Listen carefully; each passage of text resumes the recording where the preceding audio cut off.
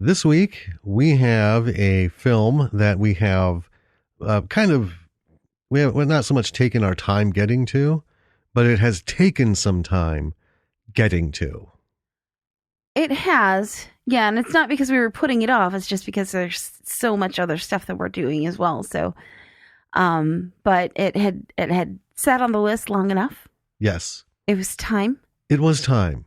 And I'm going to take this opportunity before we get into this. In this film, one of the stars is our friend Kyle Hester.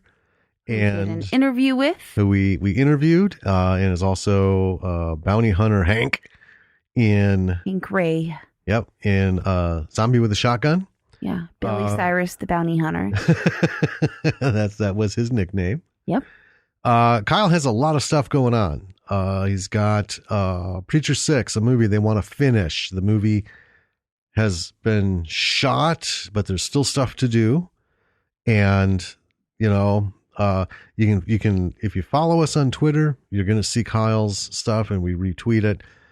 Jump in on that. Also, The Coop, a brand new film. Yeah. Written by his wife, Tracy. And they want to get that going. So, jump on that too. We want to do what we can to get things going for these projects. For Kyle, sure. Yeah, he also has a project for solar powered film.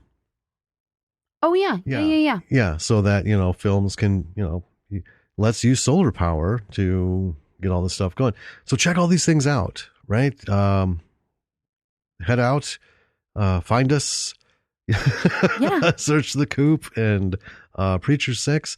I think I'll throw a link in our show notes. Yeah. And he's a really big proponent for creatives and the indie world, and he supports other projects, and yeah. Yeah, and this is Kyle's not a guy who just like showed up and started acting. He's worked on sets. He was Grip.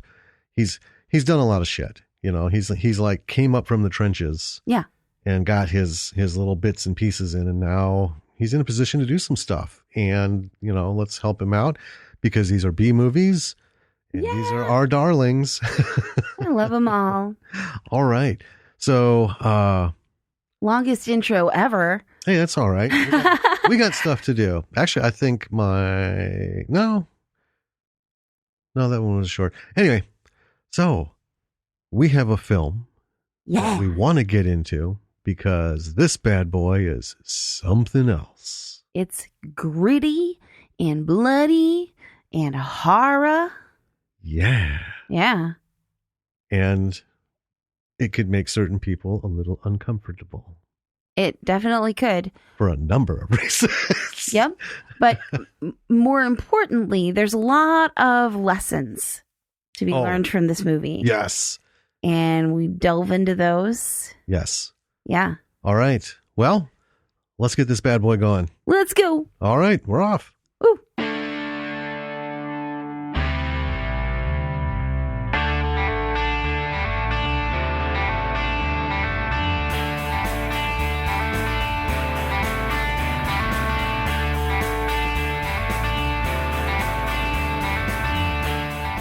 Hey, B-Siders. Welcome to another episode of Bravo for the B-Side. I'm Danny. And I'm Jim. This week we are covering a movie that our friend Kyle Hester suggested to us. It was made, you're going to do that. Yes, I am. Yep, Kyle is one of the stars in it. Yeah. And if for those of you who have listened to the interview with Kyle, he did talk about it. Mm-hmm. And said some things. He did. And now I get a lot of those things that he said in the interview. Oh, yeah. And it's funny because we follow each other on Twitter. Yeah. And one of the, I don't know, there was a conversation going on. And I'm like, oh, yeah, by the way, so the chair. Yeah. Yeah. We're going to have to talk to you about that because, yeah, there was some stuff happening. He just responded back, I told you so. And he did. Correct. So that's what we're getting into this week. Yeah. The chair. I was really excited to watch this one. Yeah. And It took us forever to get to it. But It did. It took us too long. However, I did respond to Kyle's message on Twitter. Oh, because of the name change? Yes. Finally. Yeah, I did. Nice. Yeah. So yeah, it took us a while to get to this because we have a schedule. I mean, we can, we bump things as we find them. Yes. But we got kind of into a roll. We found this, we found that. We're like, oh, I know our list just keeps getting bigger. So finally I thought, you know what? Let's just knuckle down on this. Let's do the chair.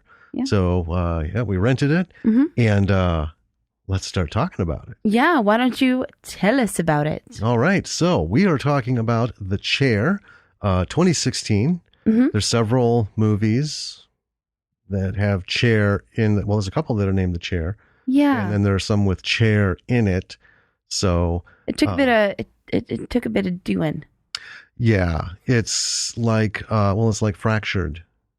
Yeah. Right. And I know you didn't see it because you were ill. I could watch it, I guess. I don't think you need to. I got it covered. All right. Everyone's happy that it was out there. I managed it on my own. But yeah, like that, there's, like 30 films. Yeah. Fractured this, Fractured. And then when I was doing a search on the graphic, right, for the upcoming I know, postings, I put in Fractured and I got like 50 fucking rows of Broken. A movie called Broken. Not the same thing. Not even. What the hell? Anyway, so The Chair, 2016. Director Chad Farron. Written by Aaron Kohut, and I'm sure I fucked that up. Peter Samedi. Starring Bill Oberst Jr., Roddy Piper. Roddy Piper. Oh, God rest in peace. Yeah. Let's see. Noah Hathaway and, of course, Kyle Hester. Yep.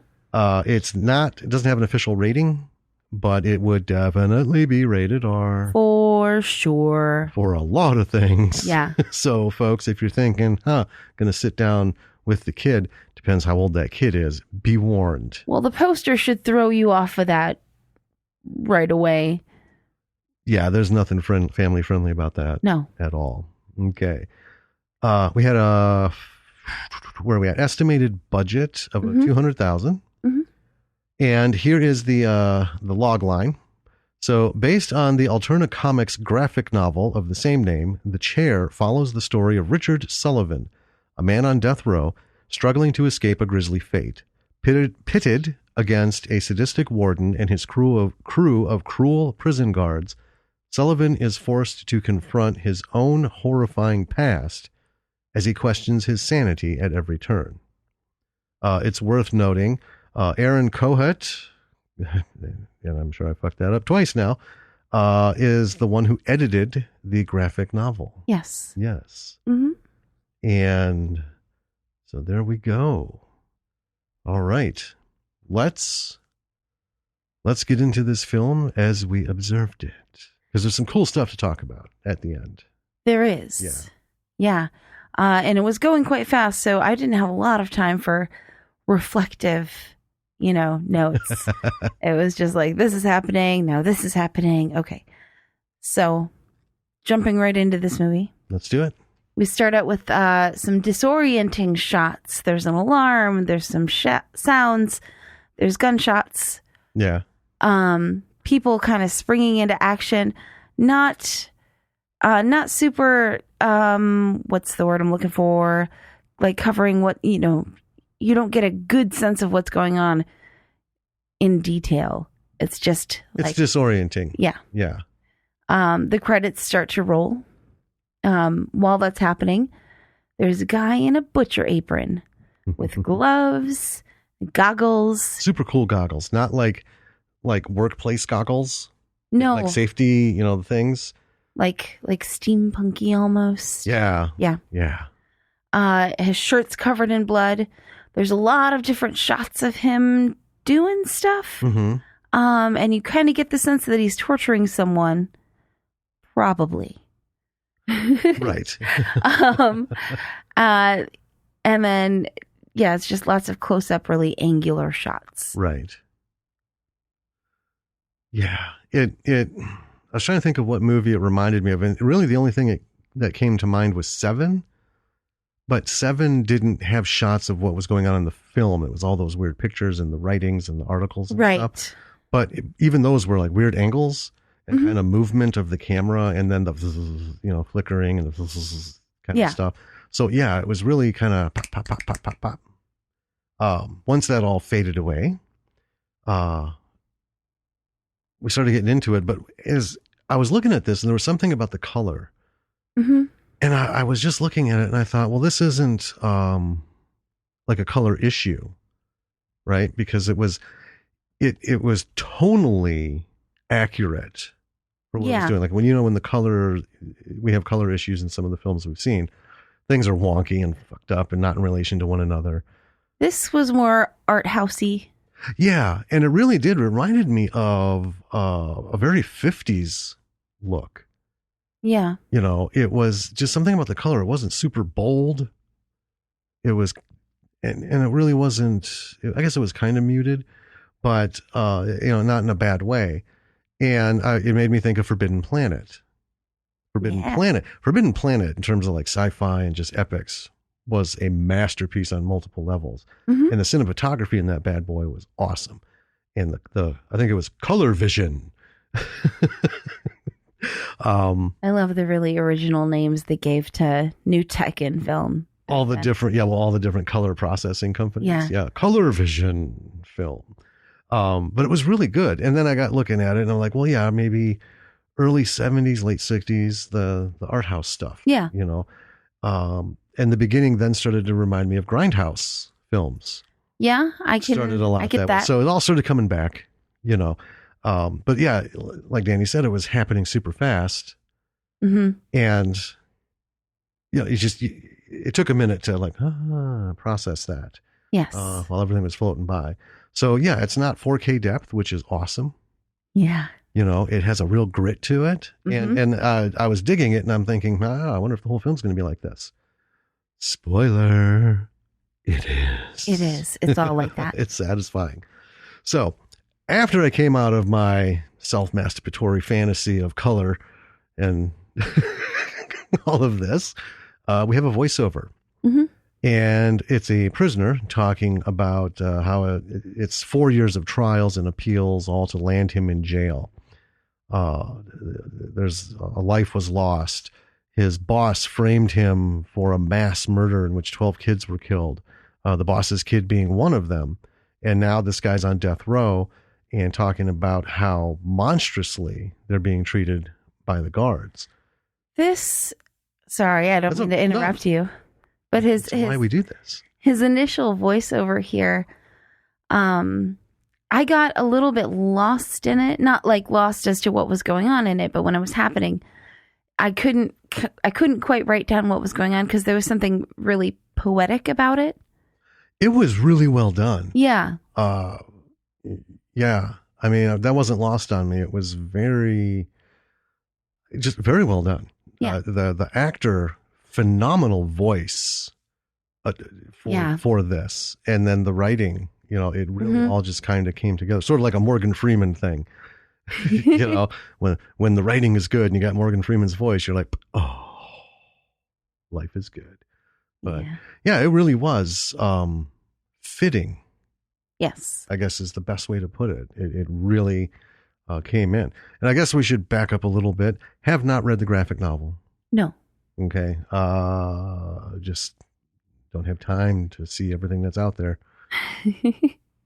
I'm still trying to make my way through Space Battleship Yamato, the full collection. I'm 2 pages in. And Attack on Titan.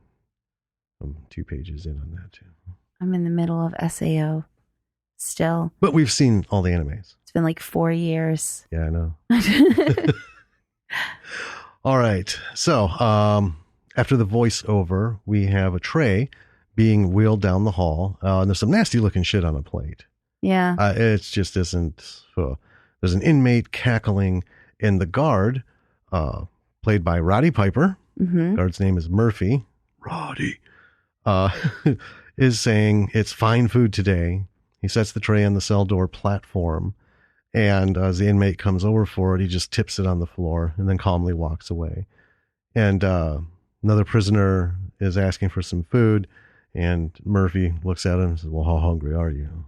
Yeah. I didn't like that at all. So then we're back with the goggle guy. He puts on some music. It's like classical music. Yeah. It's always classical music. Yeah. Old stuff. Mm-hmm. Old stuff. The kind you hear like played on a Victrola. Yeah. And he's playing it on vinyl. Right. Yeah. But I just wanted to mention that because that seemed like that particular choice wasn't necessarily for the film. Maybe like classical music of some kind, but I think these were probably public domain. Oh, yeah. Pieces, recordings that have been, out there forever. Lots of classical music is public domain stuff.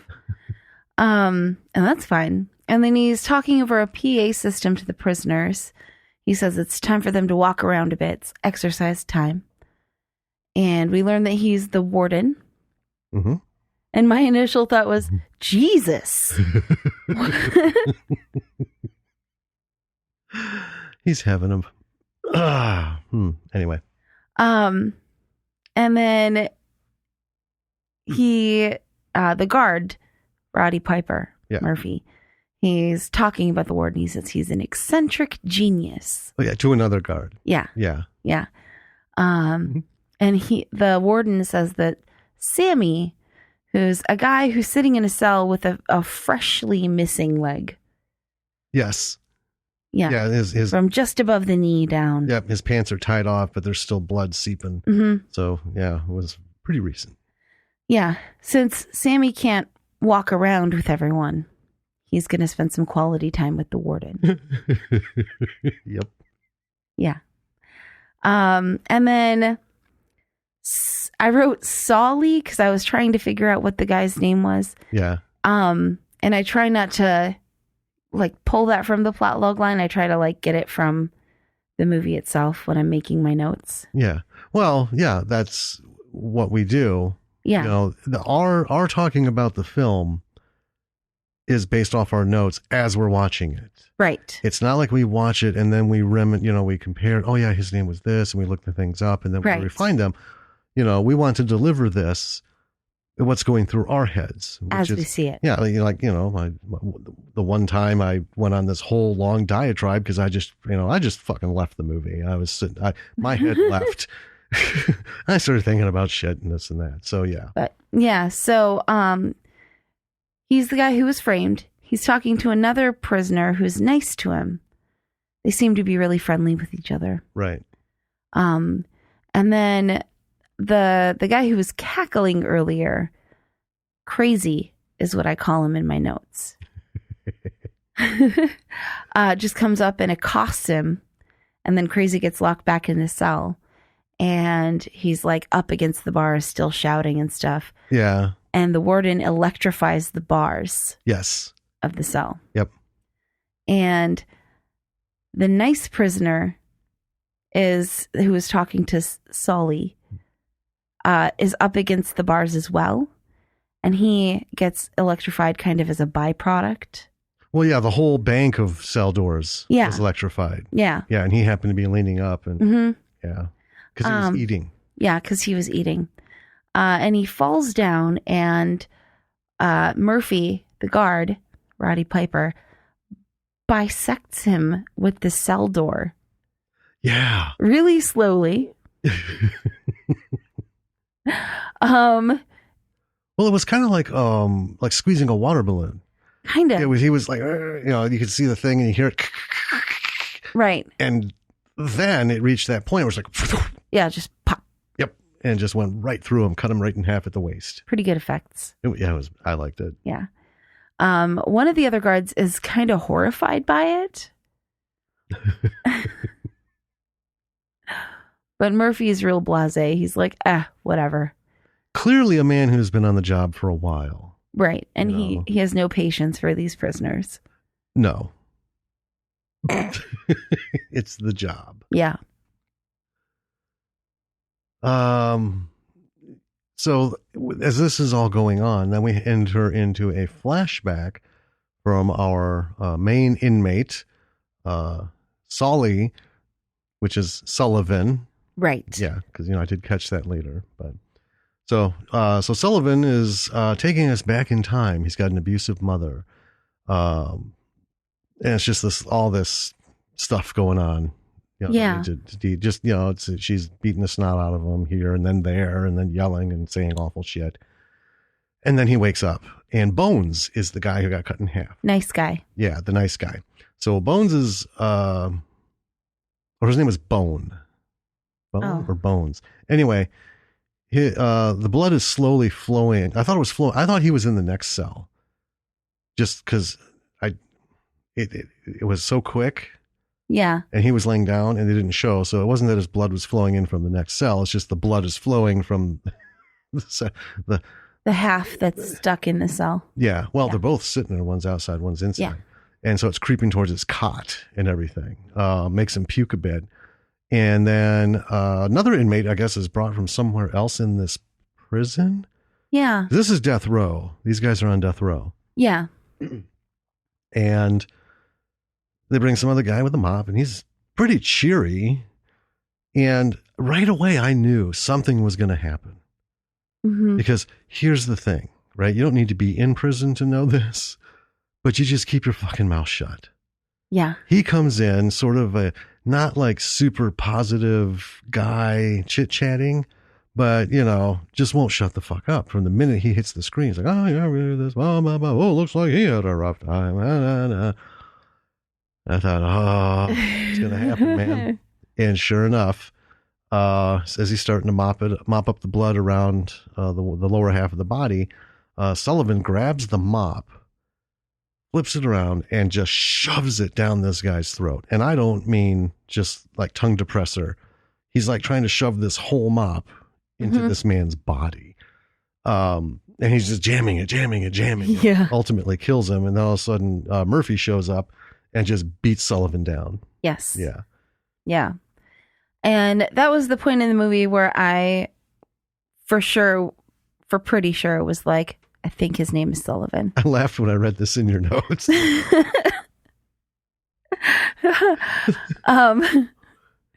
Got it down. Like 86% sure. Yeah, that is what my note says. I love it. And now Sullivan's with the warden, who's saying he's been naughty. Mm-hmm. There's a severed head, maybe, or he's like through I don't know.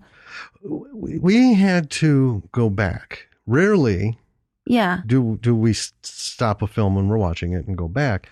But I had to know because I had just looked up, and it turns out the scene wasn't any longer than what I had caught. No. I thought I had missed something real quick. Yeah, and so it looks to be Sammy, I guess. Yeah. And there's all this shit, and then there's this head. Just his head. And it's talking. And it's bleeding from the neck. Yeah, and he's complaining about something, right? So we stopped and went back, and I'm like, oh, yeah, it's a fucking head that's talking. Yeah. Sorry, go ahead. Yeah, so the head is mumbling and gets wheeled away. Yep.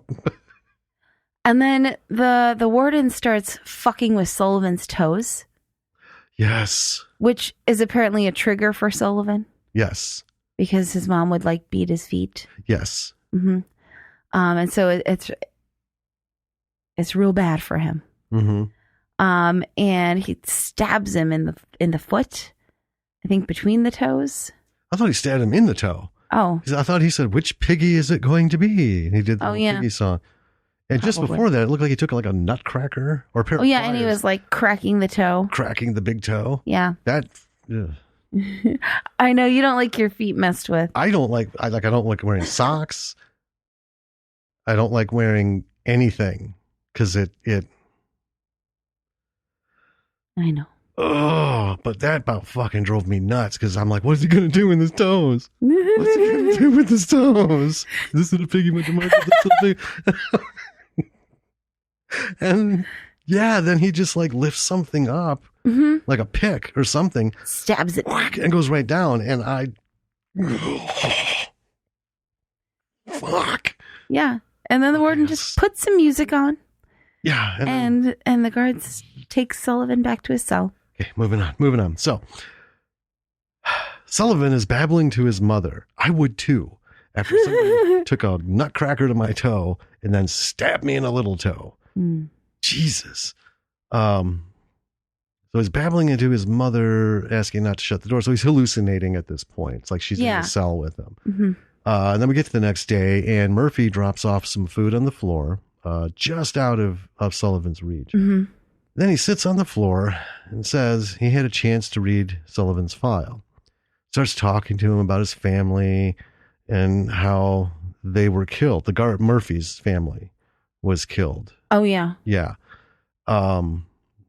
Murphy asks if the inmate killed those kids in the massacre. Sullivan says no.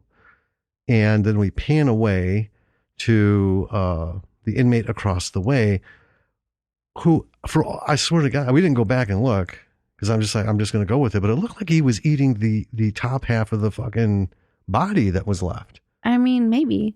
It certainly looked like it. It wasn't that pan slop shit they were given. I mean, he looked like he was, like literally a beef shoulder, a man's shoulder. Yeah. An inmate shoulder. Yeah. The pan slap stuff, for reference, looks at best like maybe beans on bread. Maybe. That's the more appetizing description. Yeah. But it does not look good. No. So doesn't look like a big roast arm. No. And honestly, I probably would have ate the arm as well. So we pan back and Murphy is gone. And Sullivan is still talking to him, and then he starts calling to him. So it kind of gives you, it was kind of a weird thing. Was Murphy there? Right. He had to have been because he brought food, right? Yeah. But I liked how, and it wasn't a cut. It was just this quick little pan. Yeah. Right. And then a slow pan back and Murphy's gone. And it really helped establish, where's Sullivan's mind? Because he was just talking to his fucking mother right before he passed out. Yeah. From toe pain. Had to be the toe pain. You gotta. Okay. All right. Okay. And then, like I said, starts calling his name. And everyone, get off my toes.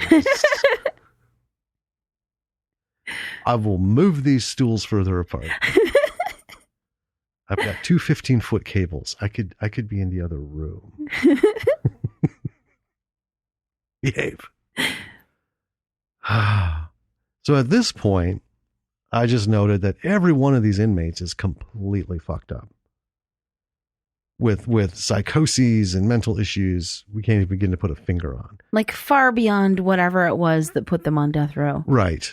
Yeah, there's a sameness to the level of manic that they are, but everyone's got their own little thing. We got a screamer, we got a giggler, and then we got Sullivan, who we're not even really sure what his full bag is yet because he's hallucinating and he's bitching.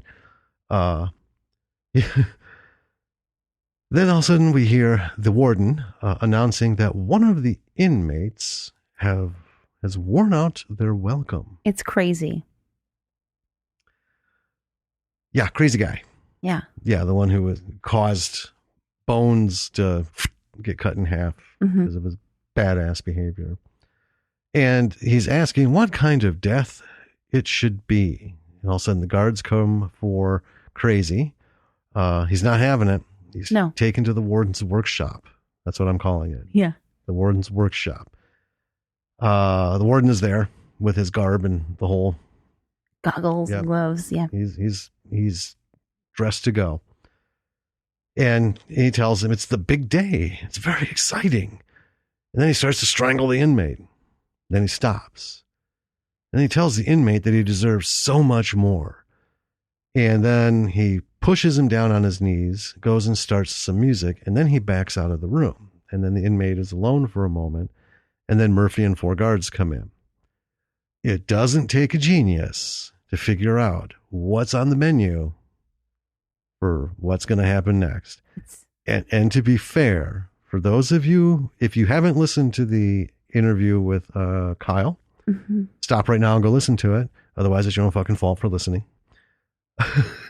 because Kyle said that Roddy, when they were doing that scene, that they were off camera, looked over at Kyle and said, "People are going to be talking about this for a long time."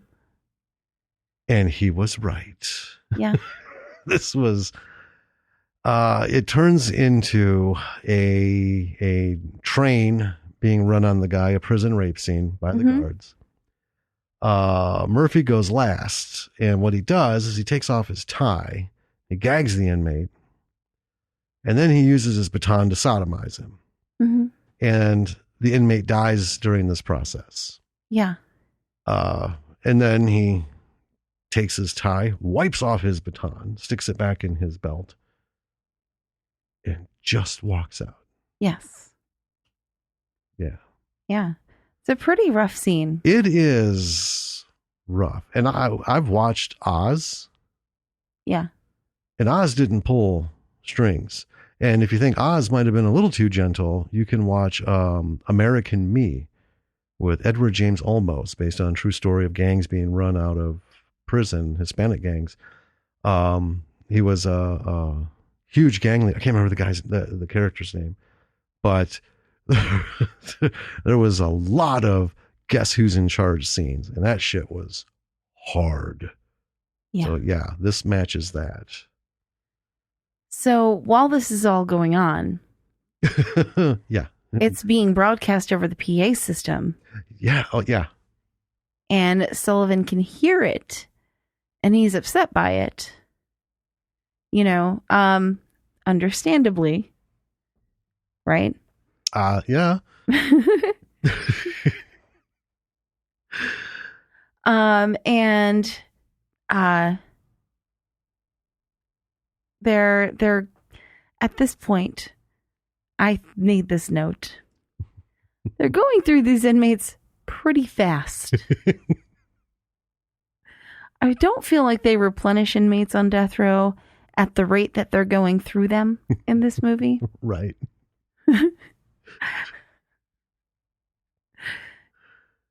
Doesn't seem like a sustainable way to run a prison. No, it really doesn't. Because, well, we lost Bones. We've got 3 dead so far. Sammy was you know, yeah, without ceremony taken from us. Yes. You know, he's just this, you know. His head might still be alive somewhere. I don't want to interrupt again, but goddamn, I really was hoping we'd get to the bottom of this head thing. Because my thought was the warden is super fucked up, as we can clearly see. Mm-hmm. I thought there was going to be some weird shit going on. Like he's got his own agenda. Like he took his, you know, Dr. Bob's chemistry kit for kids to like the next level. And that's what he was doing. Mm-hmm. But no. Were you hoping for like a human centipede type thing? Not at all. No. No. I love those movies. Do you? I do. Do you? They're awful. 1 was they're fun. Well, yeah. And 2 was weird, but 3 was kind of wearing, the prison one. Yeah.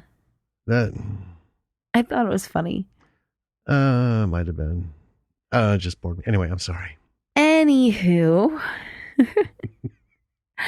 I think Sullivan might be the only one left in the prison at this point, and on death row. It seemed like it for sure. Yeah.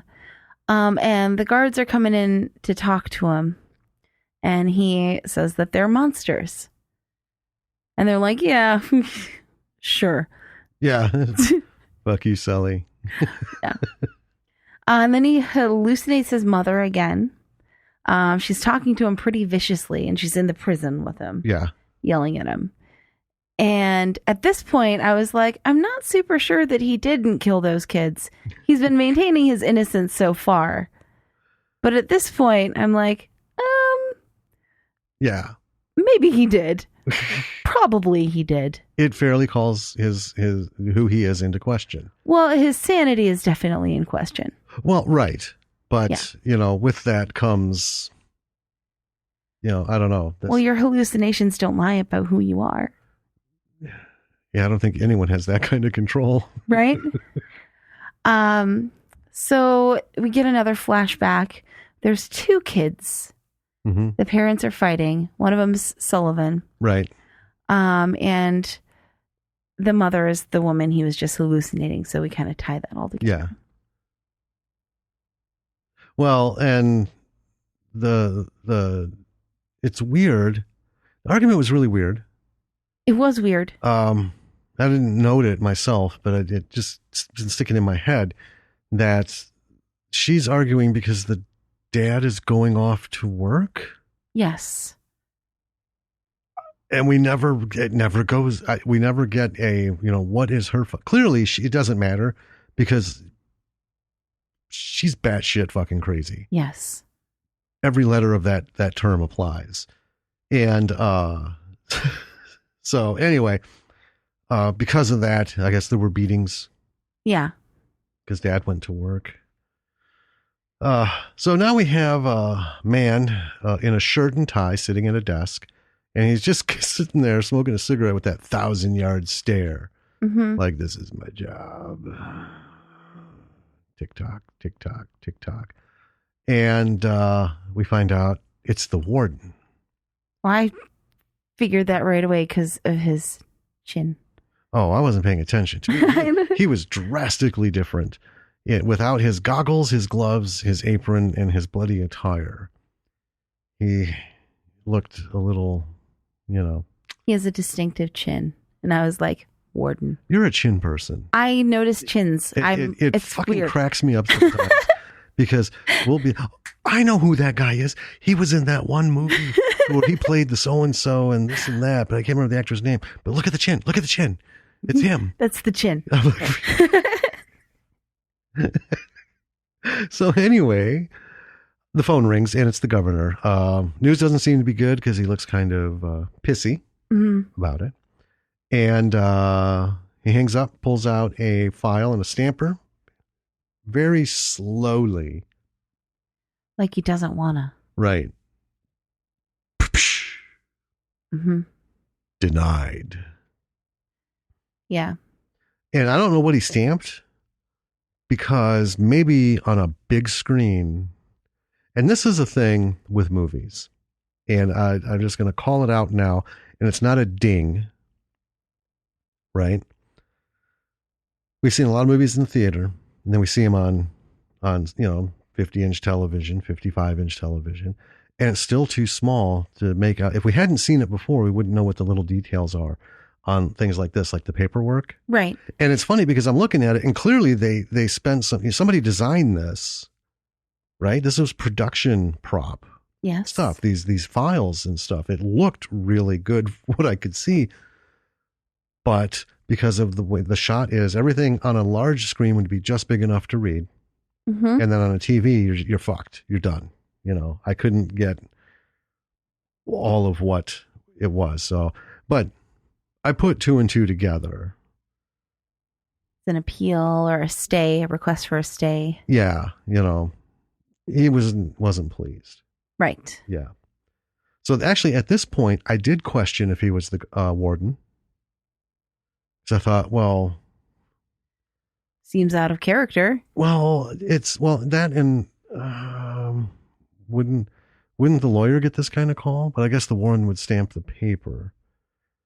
So that was my little thing. But I resolved myself that it was the warden. It made sense because we haven't seen a lawyer. Well, I genuinely don't know how all of that works, so I'll just take it at face value. Okay. So,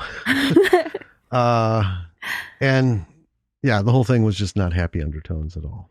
Yeah, which was interesting because it seemed, in my mind, I was like, why is he upset about this? Seems like he gets to kill him now, right? Yeah. That should make him happy. Well, it should. And it got me kind of thinking a little bit, but I didn't want to, fade out of the movie. But it gave me a quick thing like, oh, is this going to be one of those deals where he's compelled to, punish, but, he'd be like, oh, he was given a chance kind of thing. He doesn't want to do this kind of thing. You know what I mean? Like he's not like Jason and Freddy and he's just out like, blah, blah, blah, blah, blah, right? Right. But I, abandoned that because clearly he does dig his shit. He does. Yeah. Maybe you're a little deeper than I am, because my thought initially was like, well, maybe he's not pleased because Sullivan's the only prisoner he has left, and then he won't have any more play toys. The only way you or anyone can get into the full depths of what goes on in my head during these movies would be to sit me in just a little sound booth by myself with the movie playing with, headphones, and record me and just let me, and I can't even talk fast enough to cover the shit that goes through my head. I superanalyze it. You know this? I know you do.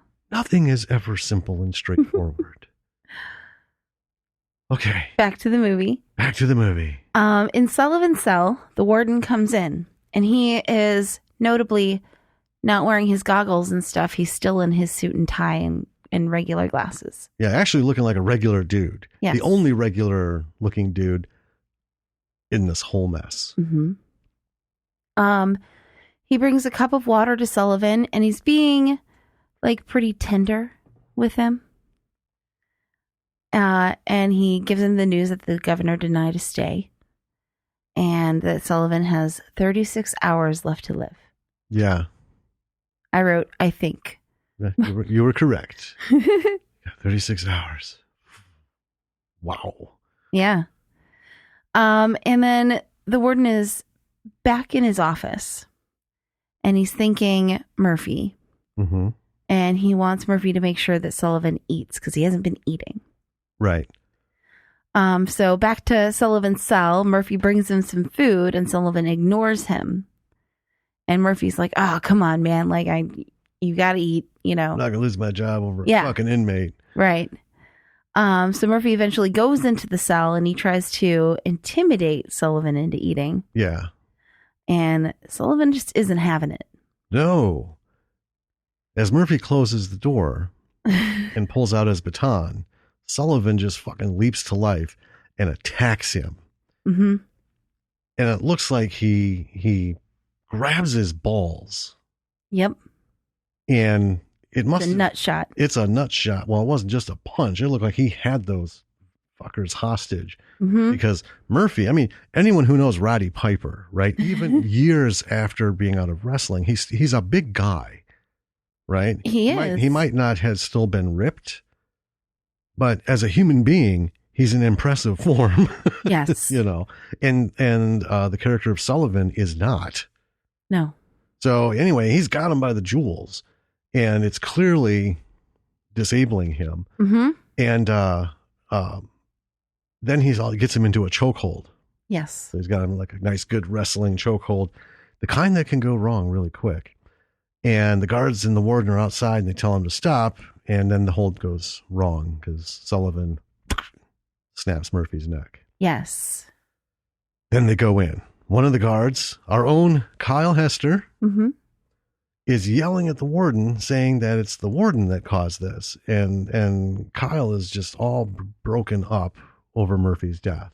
Yeah. Because I guess Murphy, I don't know, the guards were really weird. I got the sense that Kyle's character was really into him and respected him, clearly. Yeah. The others were just kind of like, he's the boss, and they were upset over it. But, like the one guy, the one guard looked like he was going to shit himself during crazy little episodes. I was like, you shouldn't be here, man. Right. You should be back guarding the general population. Yeah. Something. Yeah. And we get another flashback. It's an ice cream truck, and Sullivan's in it. Mm-hmm. And he's trying to lure a child into the ice cream truck. And I was like, okay, for sure now. Not innocent. Right. And we both noted this at the same time. And coincidentally, we both skipped over all the other ice cream truck references, because all of his flashbacks and shit with his mom, mm-hmm. right? They either start out real quick or end real quick with that, the scenes. This is happening, that's happening, this thing, that thing, this thing, that thing. There's like, and in several of them, there was an ice cream truck. And I didn't think anything of it. I thought, well, this is probably another chapter in his life. Some ice cream guy pulled him in the truck, bent him over the, scooping table. And that just added to, the fucking mess that is Sullivan, mm-hmm. Couldn't tell his mom or, whatever. But this was the first straight scene. I didn't catch any of those references to the ice cream truck. Really? Really? Oh, man. I had written it down a couple of times and I thought, no, I'm just going to, while I was watching, I just took that out because it's like, I don't need to get into all this backstory bullshit. Because I thought it was part of Little Sully's backstory. Oh. Yeah. But then, when they show Sullivan laying out of the truck, the ice cream truck. So, we caught it at the same time. So anyway, after that, we're back in the warden's office. 2 of the guards are venting about Murphy's death, rightfully so. Yeah. Warden is going on about having fled to a different state, having to change his name. It was really kind of, I got some people in my office, so I'm just going to start mid-thought, And I was like, is it because you keep torturing all the prisoners on death row and Well, that was my thing at first. I'm like, so you've been at this for a long time. And, now we're going to get some reveal or something. No, the reveal is the warden is Sullivan's brother, his older brother. Yes. And he changed his name and moved to a different state after the massacre. Yes. And somehow made his way back to be the warden of the prison his brother ended up in. So the flashback now takes us to when they were kids. Now we see it kind of from his perspective. Their mom is ranting. She's calling for the kids and just having a fit. And then we see Sullivan walk, or she's bitching and screaming, and all of a sudden there's blood. Yeah. Like under her diaphragm. And then we see Sullivan behind her with a big fucking knife. Yeah. Stabbed her. Yep. And then the warden, his older brother, camera moves and we see him standing in the doorway. Did you hit it? I did. I hit my mic. Okay. I told you. You didn't do it right. You just tapped it. Oh, you hit yours.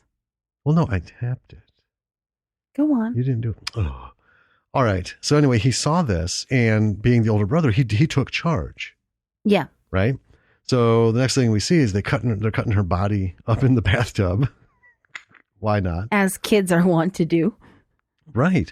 In another office, one of the guards is calling the governor, and then we cut to another guard harassing Sullivan, and then we're back to the warden's office, and the phone rings. It's the governor. And suddenly the guards are all called to the warden's office, and it seems the governor has removed the warden from the execution. Because the one guard called him and went over his head. So now he puts one of the other guards in charge of it, and then he goes off to see Sullivan. He's saying goodbye.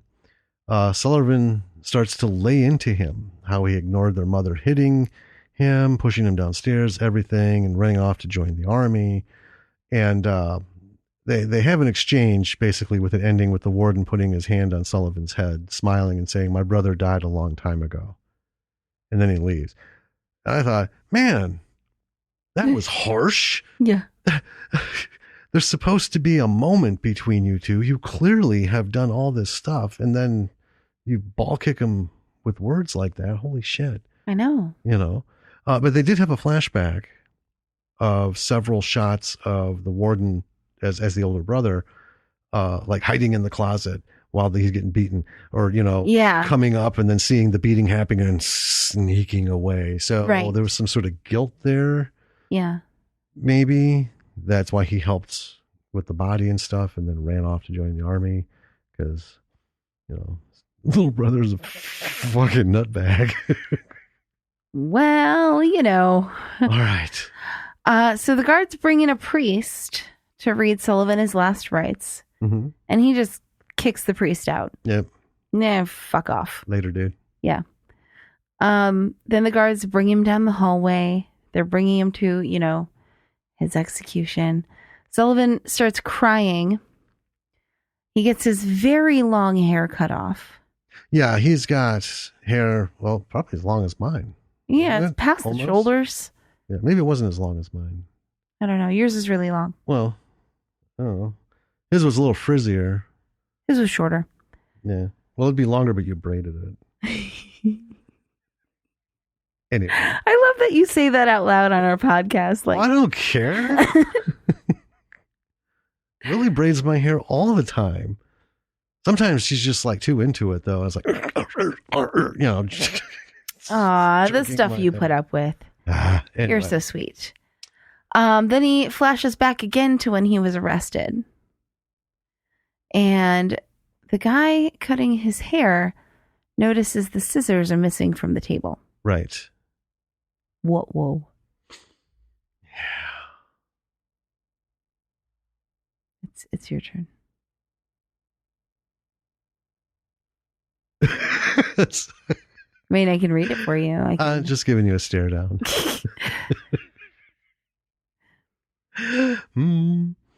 So, yeah, as the guard notices that, he attacks, Sullivan attacks the guard, gets the shotgun from his brother, who's there in the execution.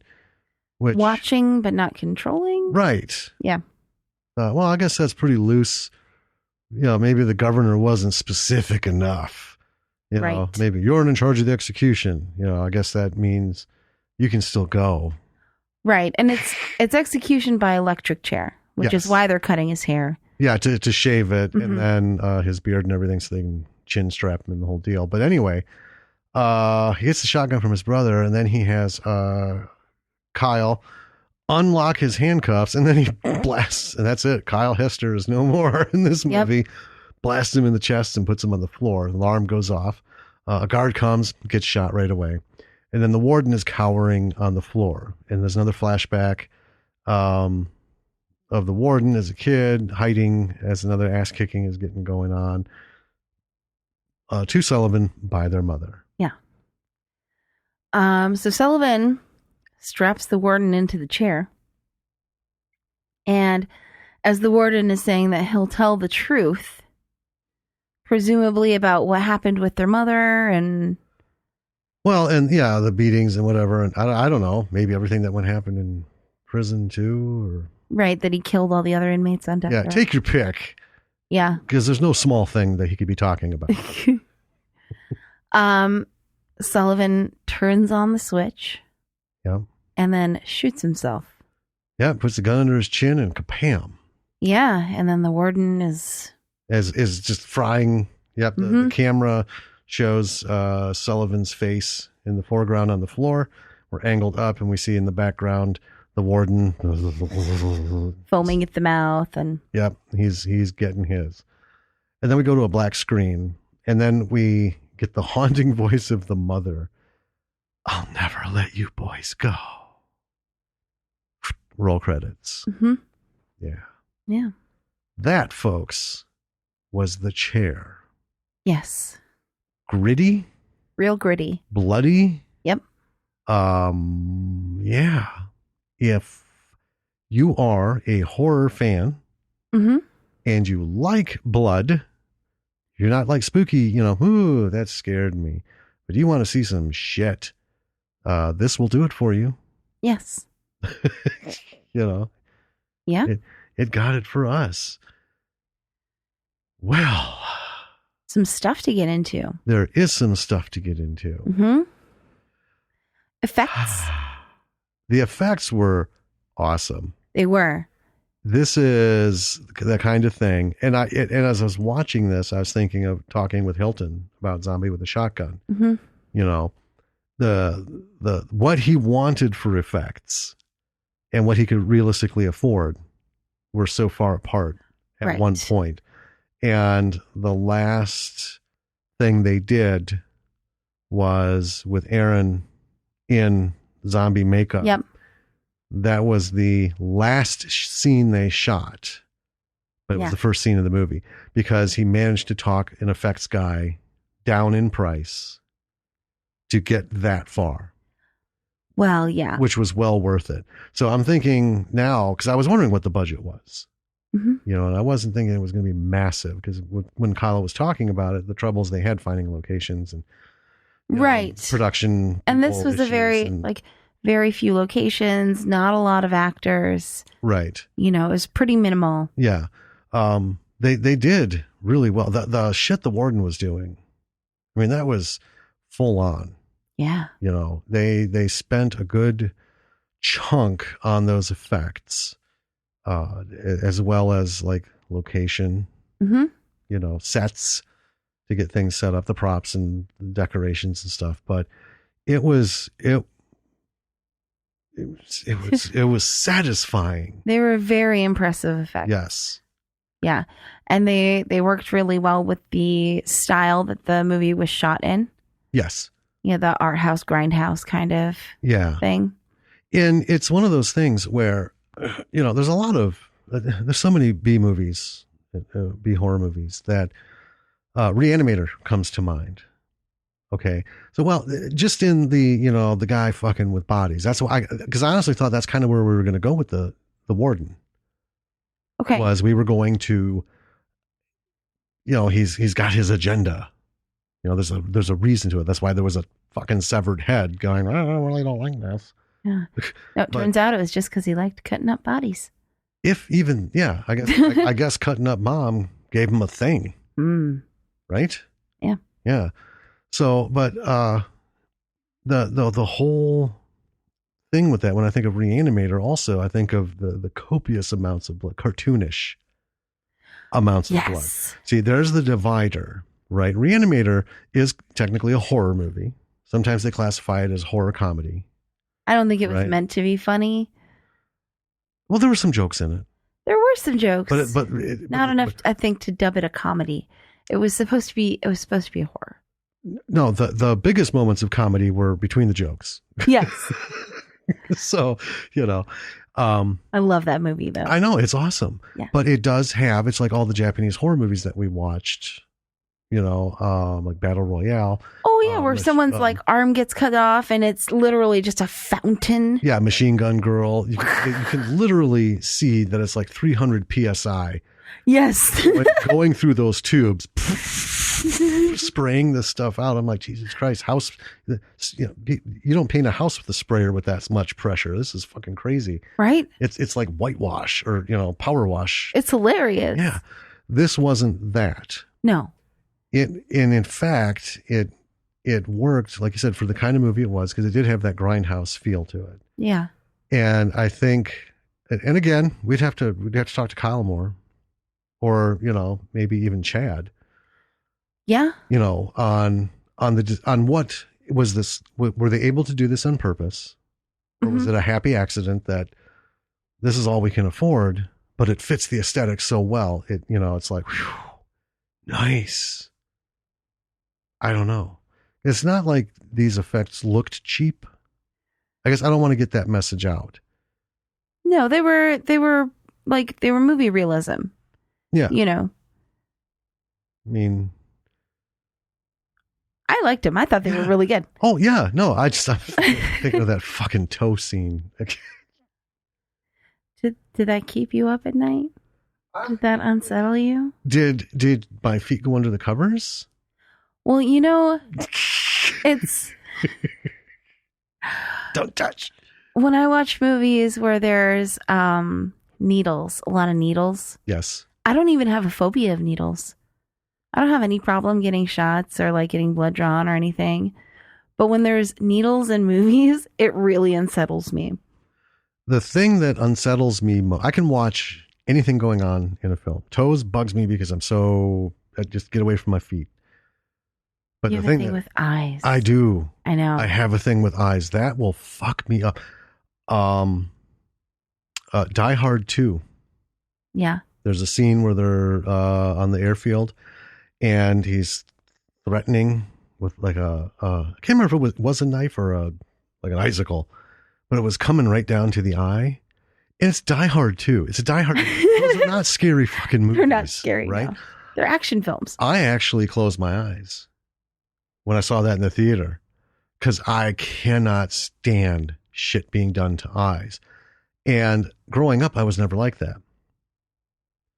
But there was a time in my life, I made hammers, and working with metal, I had a red hot piece of metal fly up and hit at the right angle, bounced under my safety goggles, Good thing I was wearing them because it bounced off. It bounced up inside, hit the goggle, and then seared itself into my eye. And it just, any time after that, there's just the memory of, I don't know, folks, have you ever had your eye drilled? I don't know. They don't put you down. They put your head in a brace. And I'll never forget this, too, because the doctor's like, okay, keep your eye steady. Like, no problem, man. You know, and you're trying to not reach up and, you know, scratch it. Because and here's the best thing. It happened at work, and work made me drive to the fucking doctor's office. And then I had to wait for it to open because there were no clinics. Okay. Right. Yeah. And I knew if I went to the emergency room, they'd refer me to a clinic because that's how it worked in that area. I'm not going to say where, but it was fucked up. So as I'm driving and every time I blinked, I could feel it cutting the inside of my eyelid. Yeah. Yeah. It wasn't like a fleck. Yeah. It was a big thing. I was literally millimeters from, you know, being blinded. Yeah. Losing my eye. So ever since then, I can't. That's why I hate eyelashes. Fucking eyelashes are the worst evolution. They don't do shit but get in your fucking eyes all day long. And I'm over here thinking, like, okay, every other day, I'm like, you know, I wonder how much LASIK is. Like, that would be kind of cool. That I wouldn't have to wear glasses, which is literally like lasers in your eyes. Yeah. I know. We've had this discussion. And that's why I have like 30 pairs of reading glasses at different powers so I can see at different distances, because there is no fucking way you're getting me to open my eyes up to a laser. No way. Oh, I'm considering it. Well, I will sit and hold your hand and praise you, but I will not look at you or what's going on. But, you know, growing up, I grew up in a pretty rural area. Yeah. And I knew 2 kids who shot themselves in the eyes with BB guns. Oh, God, yeah. Like in A Christmas Story. Yep. 2 of them. And so that gives you an idea of how rural. Right? And both of them, they couldn't get the ball bearing removed from their eye. So they could like press on their eyelid and you could see the little ball under the skin move. Oh, man. No. One of them had a glass eye, though. Okay. But they couldn't take the bearing. Well, I've known people with glass eyes, variety of things. One guy got his eye literally put out by a fork. He was in the Army. This is when I was teaching, and he was one of the teacher's aides. And he liked talking about it. But yeah, he was in the Army, and he just graduated basic. He hadn't been assigned, so he was kind of in this intermission thing. And they were just in the mess hall. And he sat down, and he put his silverware and stuff down. And I don't know what for some reason it was turned, the fork was facing him, handle out. And he set his drink down, and it caught it, and it somehow flipped up. And he went to grab it. He ended up getting behind it and shoving the fork in his eye. That's messed up, man. And then he had to sit and run all the way across the compound with this fork in his fucking eye. Do I leave it in or do I pull it out? And Pirates of the Caribbean hadn't come out yet. But when I saw Pirates of the Caribbean, I'm like, oh my God. It reminded me of him. So anyway. All right. Enough of the phobias. Back to the stuff. I did it. I did it properly this time. I really hit. We did it properly last time too. You just didn't do it properly before we started. Okay. So the blood was good. One thing I wanted to talk about was the tone.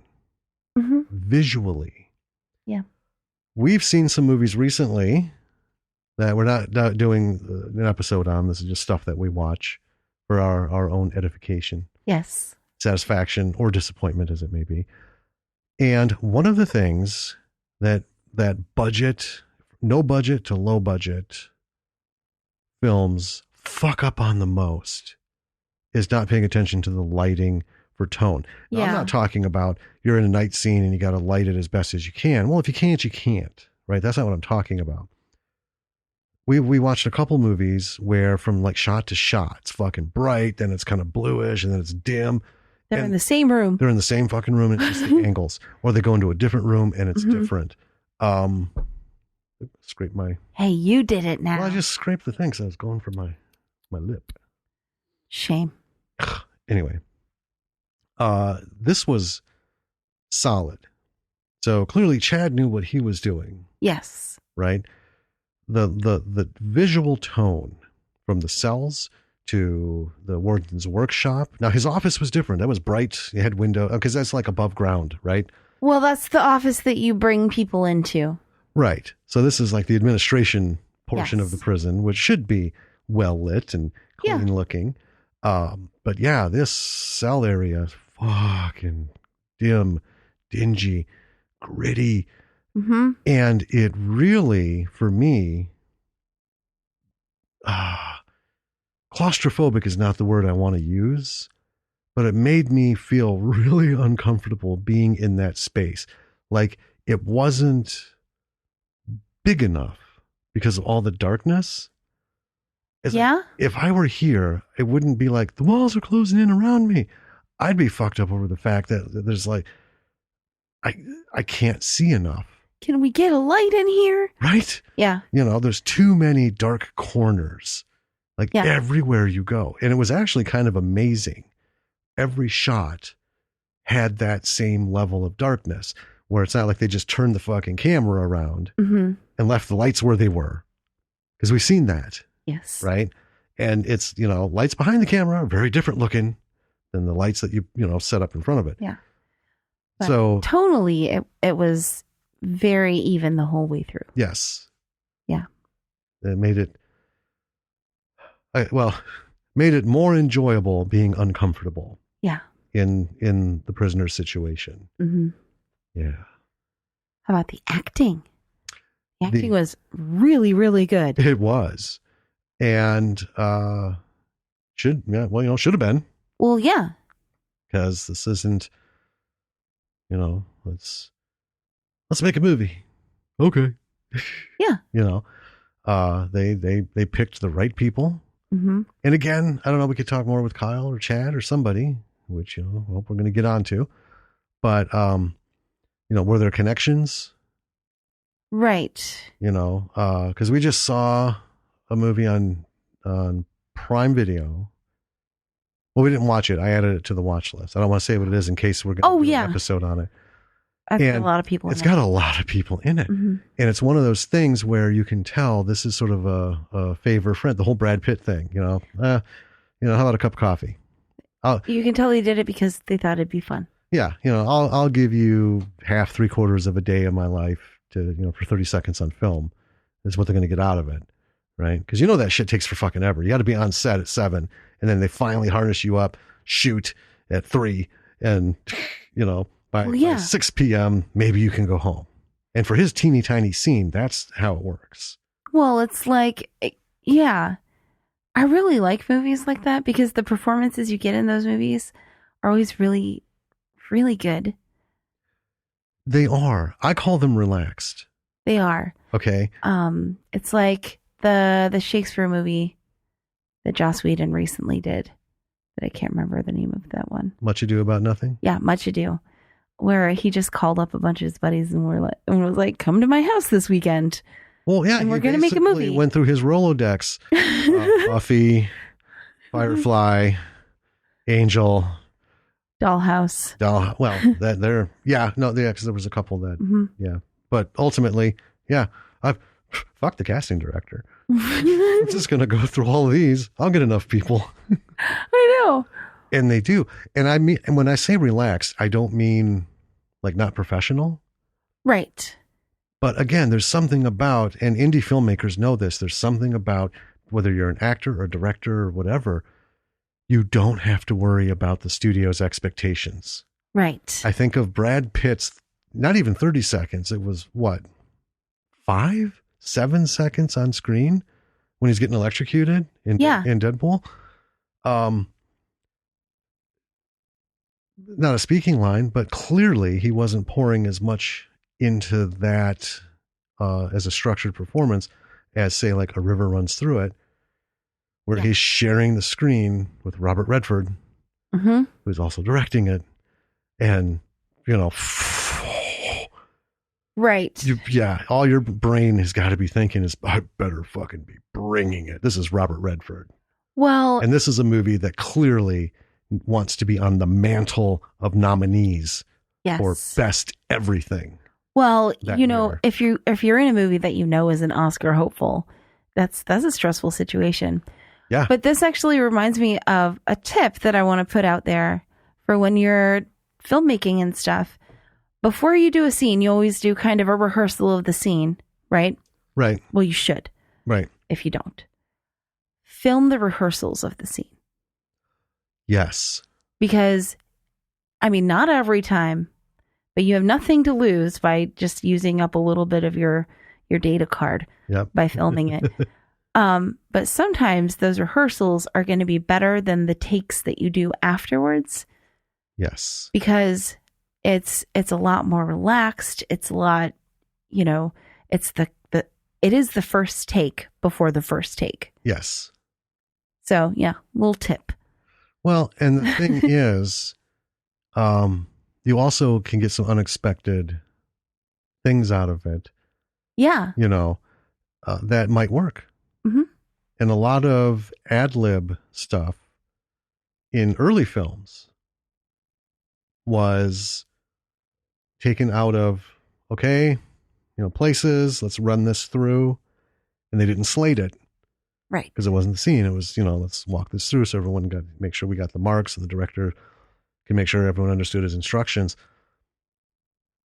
The important part is to find your mark. The actors need to be in place for the camera, right? Because the cameramen aren't supposed to go fucking hunting for you. No. You're told where you need to be. You better fucking be there.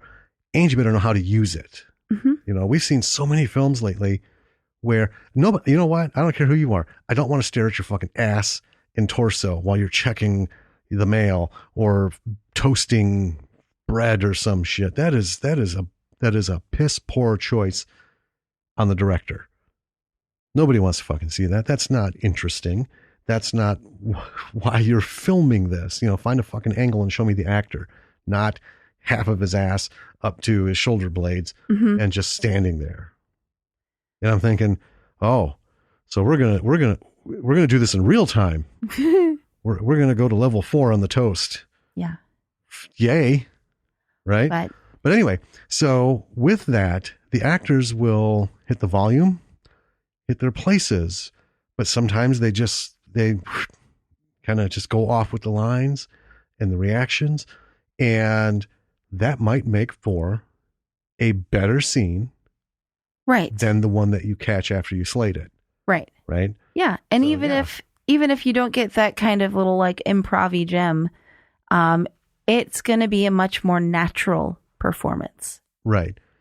And it may not lead to anything. Right. But, like we said, nobody's doing independent film anymore on film. Well, unless they're doing it as like a gimmicky thing. Well, an arty thing. Yeah, artsy thing. Yeah. But it's not cost effective. No. If you have $150,000, you're not going to go out and invest in a film camera and rolls of film. You're just not. Well, because first of all, you're going to use at least half that in development. Right.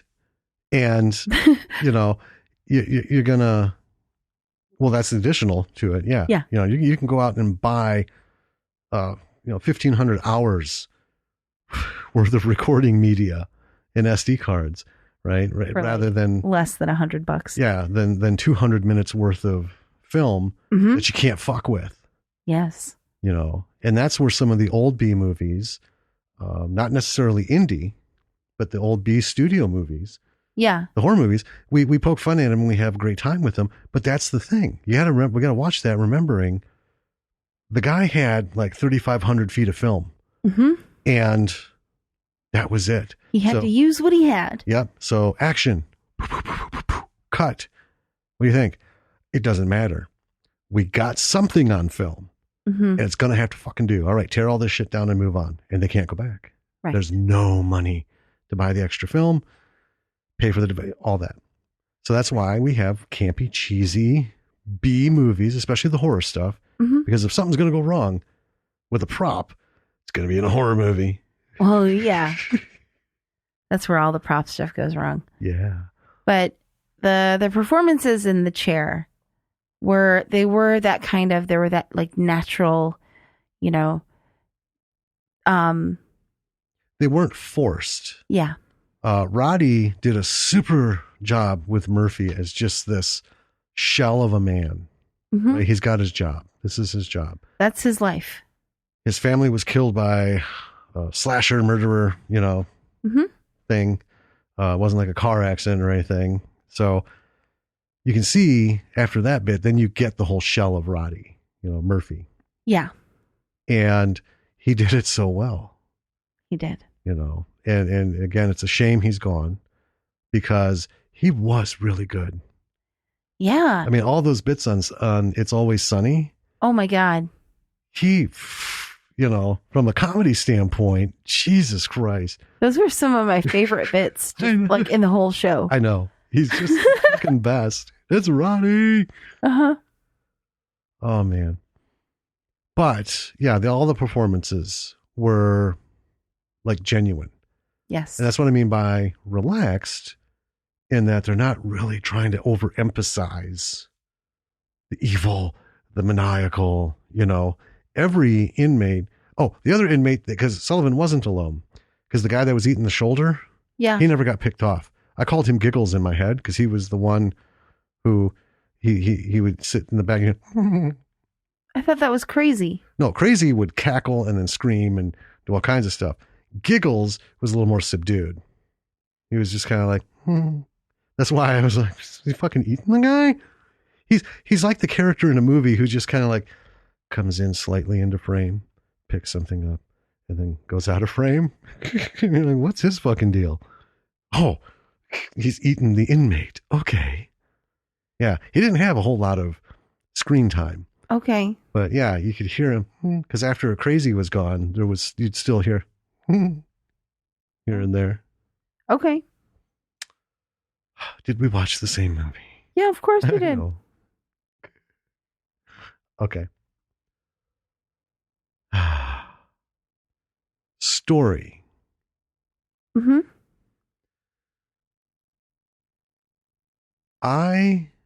This is where it works for me, where you have the current situation and then we get fed stuff, right? The backstory of Sullivan, and it made sense. I was worried when it started that I'd be pissed off because you know how I am about backstory. Mm-hmm. 9 times out of 10, it doesn't serve shit. Right. Right. It's just to burn up fucking minutes to meet some runtime requirement for a festival or some horse shit.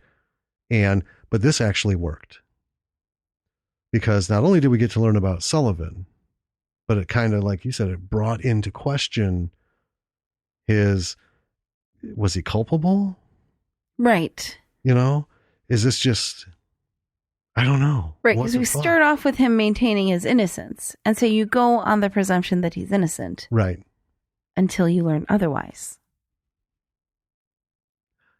Yes.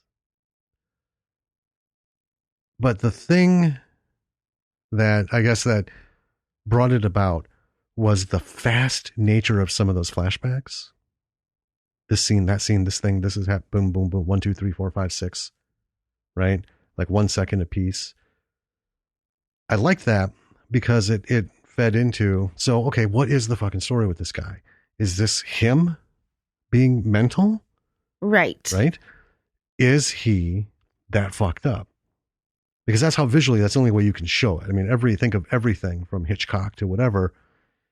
It's always some weird camera angle, stretching on the lens, right? All these distortions or just fast cuts. And one of the things that I loved, it's not a horror movie, but Fear and Loathing. Oh my gosh. Right? I can talk about that movie forever. Well, the best visual communication of just how fucked up these guys were on drugs. Yes. Was Benicio del Toro's where he's the cuts of him just not even really talking, just different angle, and that Right. watching that, I was like, oh my god. Yeah, and you can see in Johnny Depp's character Hunter is or Raoul is just trying to put it together, and he just can't. Well, and it's not that way every time. There's a bunch of different stuff. But anyway, coming back, because I don't want to get stuck talking about a movie that we're not talking about. The very nature of all those flashbacks was ended up being very soothing to me in terms of, it works so well, because I am trying to figure out, is this, are we going to get a Hitchcockian twist right at the end? And we kind of did. We got the ice cream truck. Yeah. Because before I'm passing, I'm like, oh, ice cream truck. Like, I'm not going to get into the fucking minutia of these little tidbits. It's and then all of a sudden, oh my god, it was important. So that's the ice cream truck. It's not little Sullivan standing outside of it. It's just a kid. I remember all those now. Yeah. You're right. And it happened so fast. Yeah. All I saw was a kid with dark hair, and the flashbacks were in black and white mostly. The ice cream truck stuff was kind of in black and white. Yeah, or like a so it was just a kid with dark hair, like a sepia. Yeah, it was way off color. So it was just a kid with dark hair. So I was thinking, well, again, Sullivan got brutalized by the ice cream man as a kid. Right. That's why they're not getting into it. Like, okay, that's fair. But no, come to find out, it's his mental state. He was doing the brutalizing. Yeah, he's the fucking ice cream guy. Mm-hmm. And then, all comes together, and he steps out of that office and, excuse me, sir. You're like, oh my God. He just killed all those kids, and these are the parents outside waiting. Yeah. To pick up their kids. Oh, fuck. It happened so quick. And it happened on the tail end of a flashback. Yes. And that to me was really well done. Mm-hmm. Not having seen the graphic novel, so I can't speak to adaptation, because that's difficult shit. Let's just say that. Yeah. Trying to go from film format to graphic novel or vice versa is fucking hard. Well, let's give props for that, because we've done adaptations. Yes. And there's it's like walking a tightrope, trying to stay true to the original material and yet changing it so that it is right for the medium that you're pulling it into. Right. Well, I'm going to go ahead and guess that they were able to do it very closely. Yeah. I say that two things. One, the writer was the editor. Well, yeah, but go back to Zombie with a Shotgun. Mm-hmm. So Hilton did this as a web series and was able to take that and blow it up into a movie. And now they've had a graphic novel going. I don't know what episode they're or what volume they're on. But anyway, bam, right? Mm-hmm. So again, it's that indie thing. If you're in control of everything, then you can just fucking do it the way you want. You have to make sacrifices because not everything translates. Right. Right. So I don't know what didn't translate from the graphic novel to film, because we haven't read the graphic novel. Right. But from what I saw, it couldn't have been much that didn't make it. Yeah, it seemed pretty, I mean, I don't know. Maybe they fleshed out the backstory a little bit more. Maybe. But it seemed to be cohesive enough that knowing that it came from a graphic novel, like, wow, props, man, because clearly this shit has been thought about. Well, yeah. And, here's another tip. Speaking of adaptations, if you know someone or you have an in with someone who has an IP that you can adapt, that they'll allow you to do, and they have a built-in audience, there's no reason for you not to try. No. And here's, so for those of you who haven't ventured into this is what's involved, basically. It's pretty simple, but it's super complicated. So we have a pilot. Yes. And several episodes. Right. and started novelizing that Mhm. and started doing a graphic novel, writing it. Yeah. Okay. So here's the problem. All three of those formats are so fantastically different. You can't just be like, oh, cut and paste, cut and paste, cut and paste. Fuck it. I did one. It's just no, because a script, right? For every page of script is like 5 pages in a novel. Yep. Because you've got to have all the visual shit that takes places in that 1 minute of screen time. It's going to take you several pages to lay out the visuals and the tone and the feeling and all of this. And then you have the cerebral stuff, the thoughts that the characters are thinking that you can't show through the actor. Right. And then the asides and then the bringing things about. I mean, you have to take, a script that's 120 pages is 2 hours of film. And that 120 pages comes from a novel, usually between 400 and 600 pages. Something like that, yeah. Anything smaller is usually condensed down or, Peter Jackson style, filled way out with shit that never was. Anyway, when you have a novel, you've got to cut all that shit out. And you have to, it relies solely on dialogue and a couple lines of action so that people know what's going on. And then hoping the people you're working with can communicate the rest of it through set design and the director can catch the tone. Yeah. And then you take those two fucking things, and then you add a graphic novel. Now you've got, let's see. I've got 3 minutes of dialogue on screen, right? 3 solid pages of these people going back and forth over this problem. Yep. All right. Now that 3 minutes is probably going to be 9 pages in a graphic novel. Mm-hmm. Nobody wants that shit. No. Nope. You got to condense that down to about a third. Mm-hmm. You need to, with static images, static action, and not a lot of writing because it's a graphic novel. The images need to take up most of each frame. Yes. And depending on how many frames you have on each page. Yeah. But it's fucking hard because shit's got to go. Shit's got to go. Shit's got to go. You've got to cut stuff. You got to add stuff going back and forth. So if you are in any of these mediums, right? So especially like you said, if someone has an IP. Yeah. Right. So they have a friend who has or knows somebody and is like, oh man, I'd love to turn that into a film. If you're the owner of the IP, so let's say you're a graphic novel or a novelist. Okay. Right. It's real simple. Say yes. Say, I want be in on the writing process. Yeah. Okay. For the screenplay, and I'm executive producer. Yep. I mean, that's the bottom line because executive producer, we've talked about this with Hilton, and I laughed about it. His brothers, you're like, no, man, you're the director. We're Han Solo. We're Luke Skywalker. You're the director. In that dichotomy? No, not dichotomy. Yeah, I don't. Dynamic. There you go. In that dynamic, the director is God. Yeah. Well, you can be fucking Han Solo and you can be Luke Skywalker. And guess what? I just fired both your asses. So I'm going to bring our sisters in and fuck you both. Right?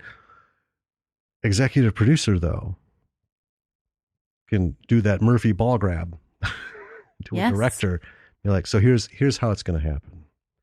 What you've just done is no good. And we're going to fix it.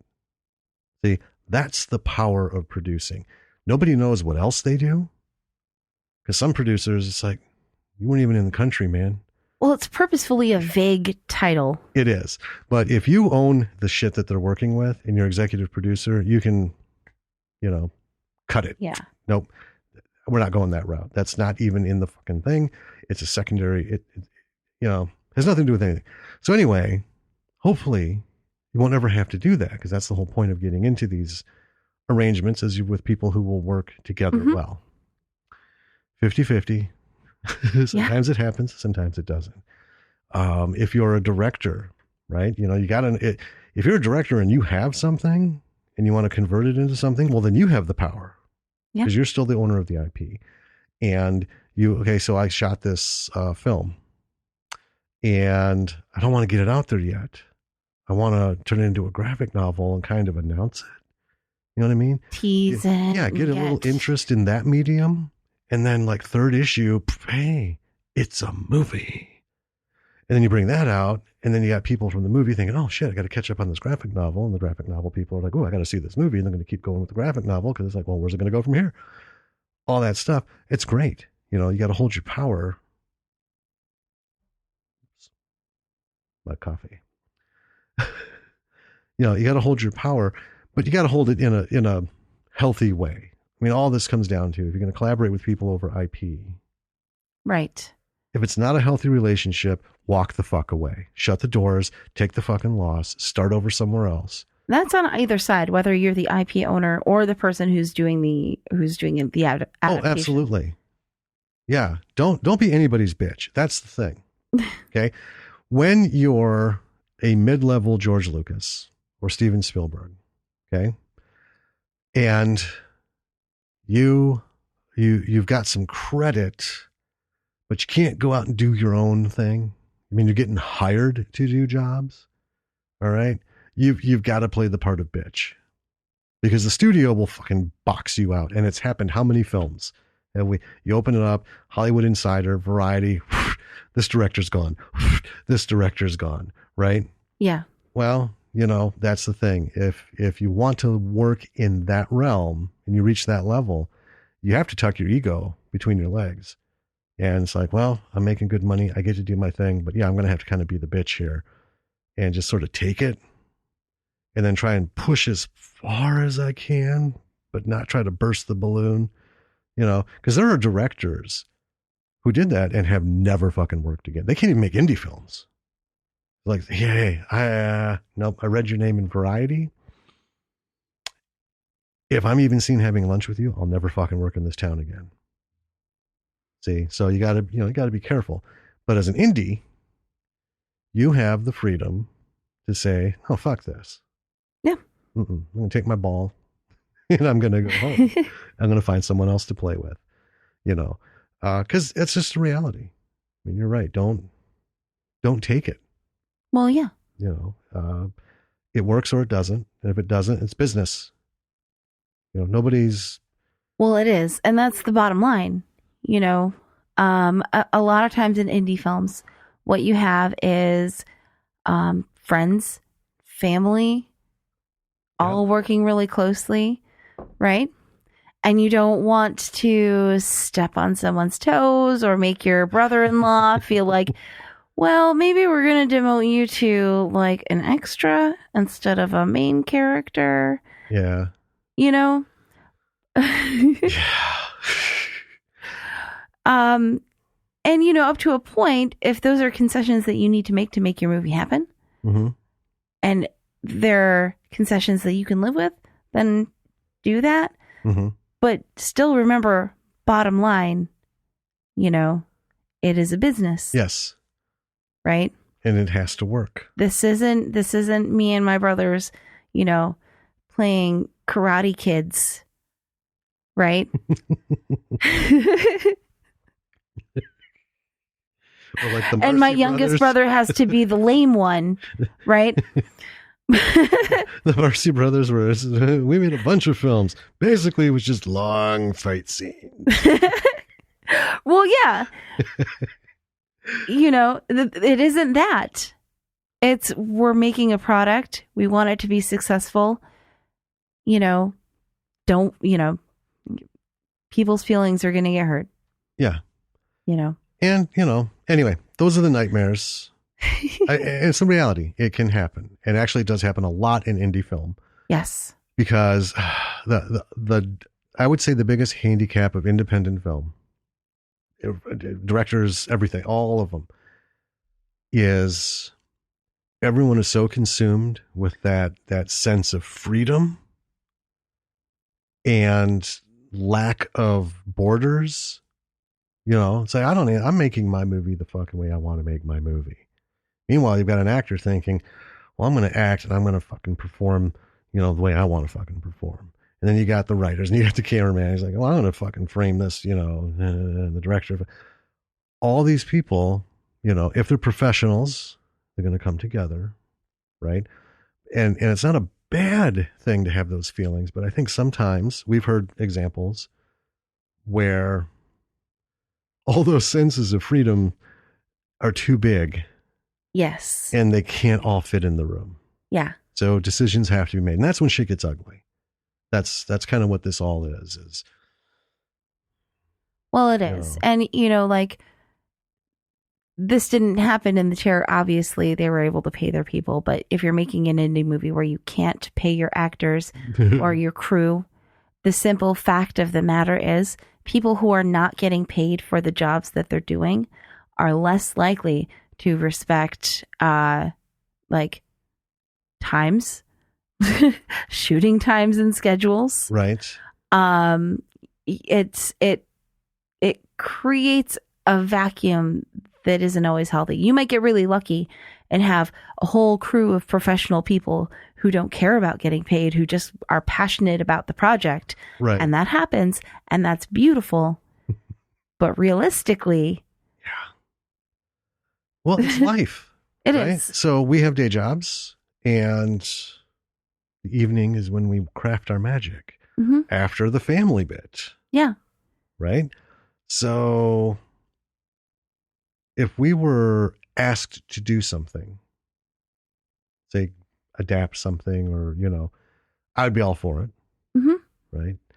But not get paid. Like, man, I'm working on this. I'm having some trouble. Would you mind helping out? Oh, I'll be we'll be on the credits for screenplay. Sure. We'll rework this. But if you're going to come back on us, man, I need this by Thursday. Wow. Dude, man, I got so much shit that I got to do to earn the paycheck. And then I got to, spend some time to spend the money from that paycheck so I can fucking eat, sleep, and, not get shit on by the birds. And I got a kid I'm raising that needs my time. Well, yeah. Don't fucking bark at me. Because guess what? If I turn and walk a fucking way, I'm not out anything in this deal. Well, anyone that you're not paying is doing you a favor. That's exactly it. And treat them as such. Yeah. And we've talked to a few people who, this might takes 3 years to shoot a fucking movie. Yeah. Because, we do D&D weekends every other weekend. Well, yeah. But, our one player can't make it, or there's an illness or, so, it just happens. It's like, well, fuck, we'll roll with it. Yeah. Yeah.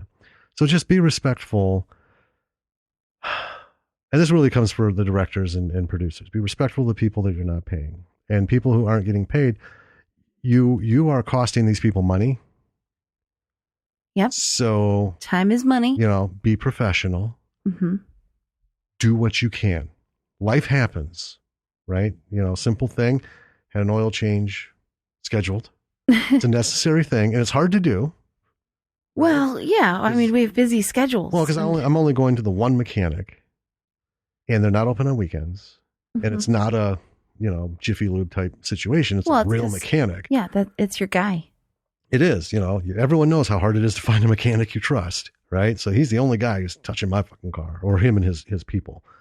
But then our daughter got ill and had to cancel. Yep. And he's cool about it. Because we know each other. So, but I feel real bad. Yeah. Like I called, a week and a half ahead of time to schedule this because this is the one fucking day that I could do it because she was off school and we could get there and get it done and have some time and then, not worry about something popping up. And if it did, there'd be enough time to work out coming to get you and all that stuff. Gone. But that's life. It is. I felt bad. But if push came to shove, in the back of my head would have been, well, I really don't fucking care. But I felt bad because I respect that he allotted that time for me. Yeah. And it just couldn't happen, So be respectful of one another, everybody, even if you're getting paid a little bit. Well, yeah. Everyone respect what you're doing for the art, if nothing else. Yeah.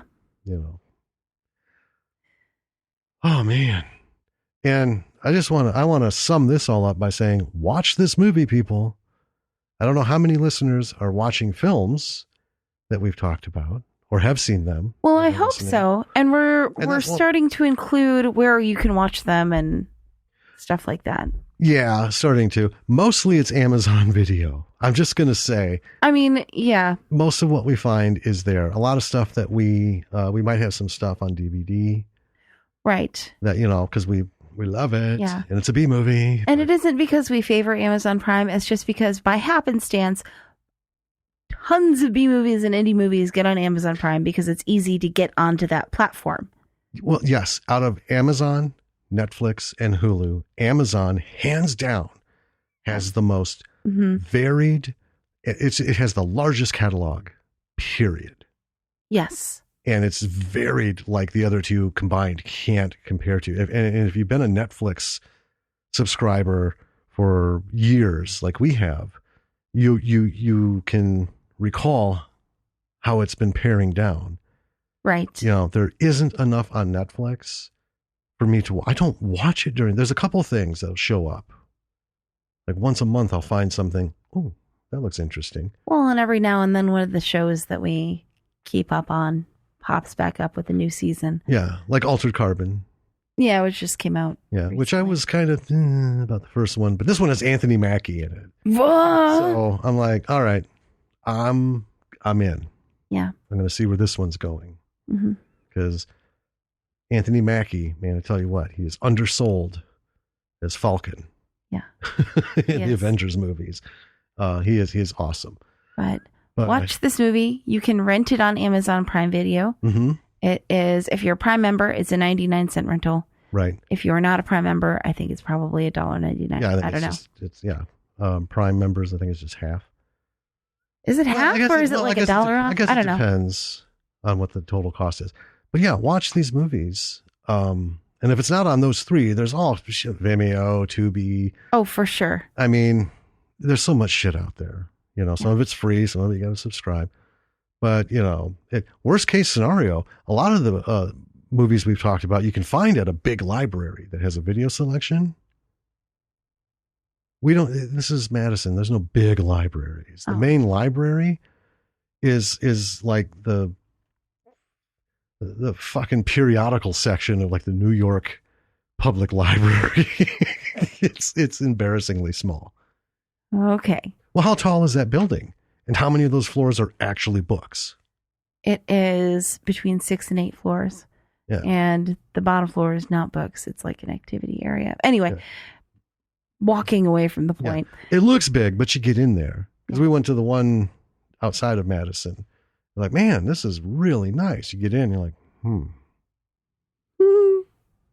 Well, I hope I'm not too particular in what I'm looking for. But anyway, you can find these movies in lots of places. And that's why we do this, because one, we want to bring everyone to these movies.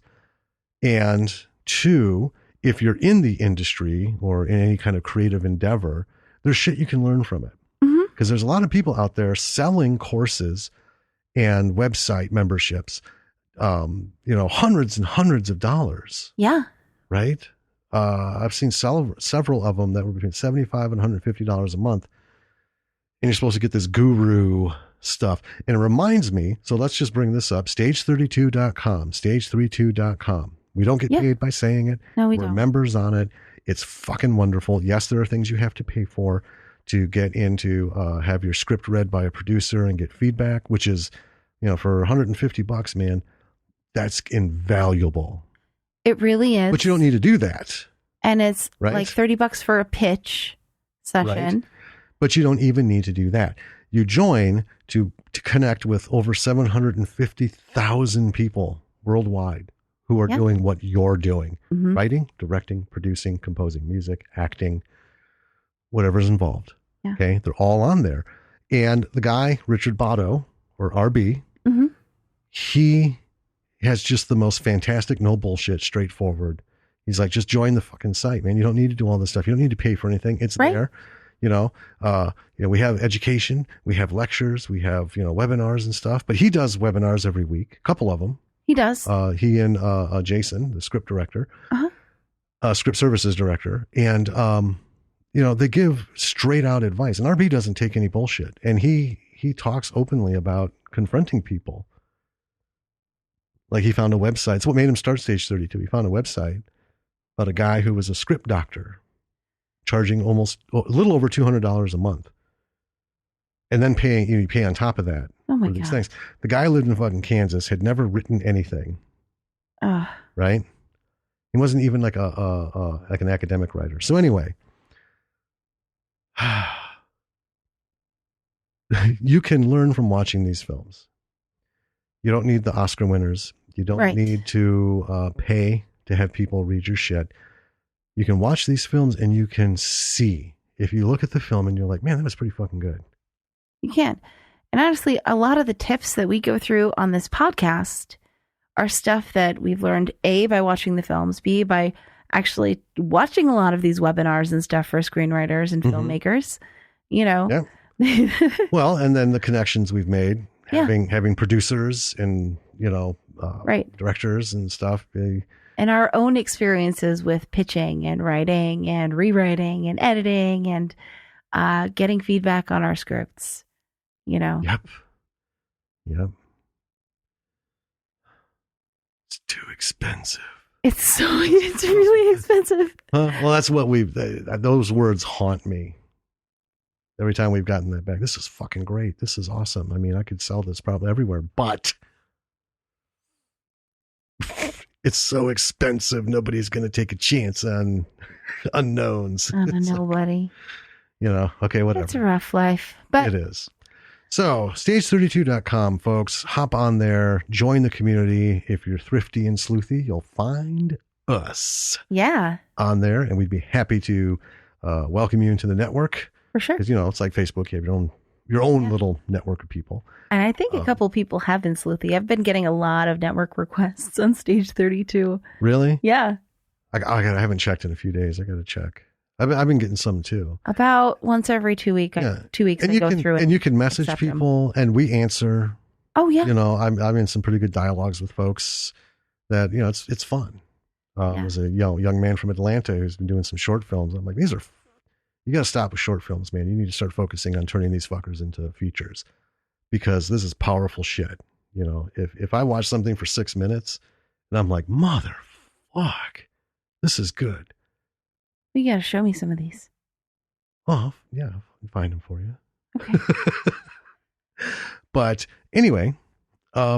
Check it out. Yeah. And also check out our website, www.lordsofmisruleproductions.com. Yeah.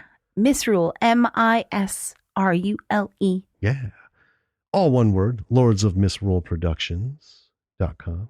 Mm-hmm. We have links to all the, podcast platforms. So if whatever you're listening to and you want to change, hey, you can see if we got the link for it. Everything that we're on, you can listen to podcasts through the website. Through podcast platforms. Yes. You can also catch them on YouTube. You can subscribe via RSS on any platform that accepts that. Yep. Or just RSS. There's just RSS feed aggregators. So, it's all there. You can subscribe through email. We have our email links.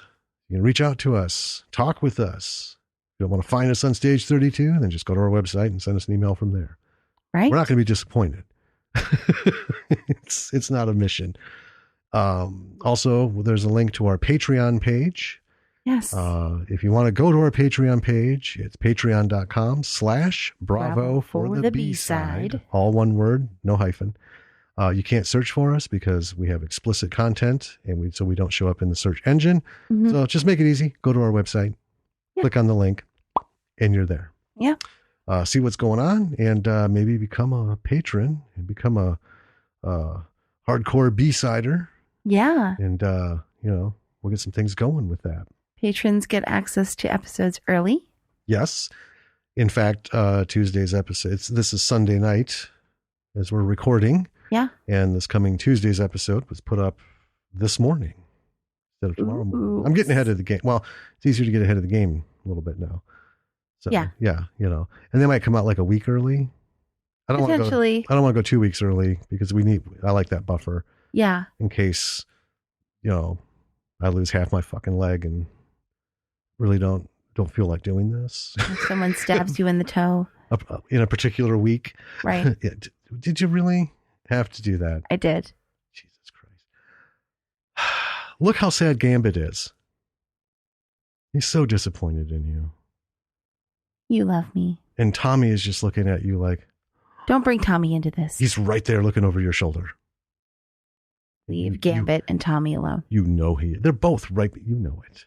Anyway, reach out to us. Send us some emails. There's also links to Facebook, Instagram, Twitter. Check us out. Reach out. We'd love to hear from you. And we do answer back. We do. And yeah, we find the time. Might be the next day. Yeah. But hey, we get it done. We're serious about this. Yeah. Please rate the show. Please leave us a review. Podcasts live and die by the reviews. Yes, they do. And whatever platform you're listening. If you're listening through the website, then it's sort of fucked. There's nothing. You can't rate it through the website.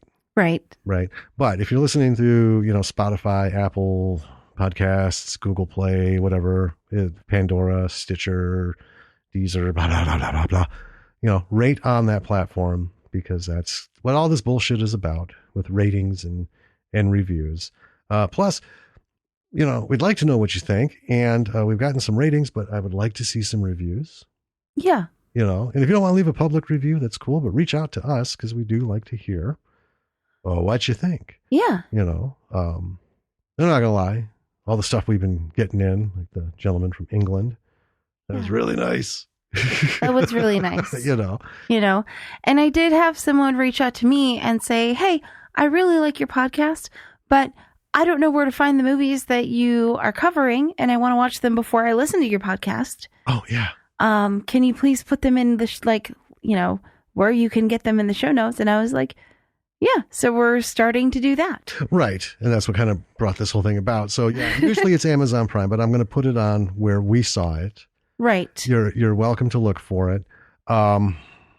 Yeah, it's, at the very least, you can listen to the beginning of the podcast, to where we introduce the movie. So like, this is The Chair, right? I mean, it's in the title of the episode, so it's not a big surprise when you dive in. But if you go search on The Chair, you don't know exactly which one we're talking about. Listen to us introduce the director and writer and budget and shit, and then just stop listening. Now you have enough information to go find the specific film. Right. If we had Fear and Loathing in Las Vegas, that wouldn't be. So yeah, it's not a title that it's confused with anything else. Nothing else is coming up. Bubba Hotep. That's an easy find.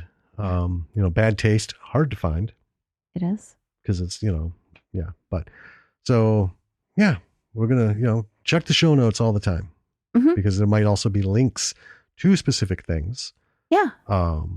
Especially if we're working closely with like Hilton and Kyle. Oh, yeah. And Anton, and Failure links Boys. to their sites and their stuff. Yeah, we're going to put links to what they've got, so you can at least get a jump start on what's happening with them.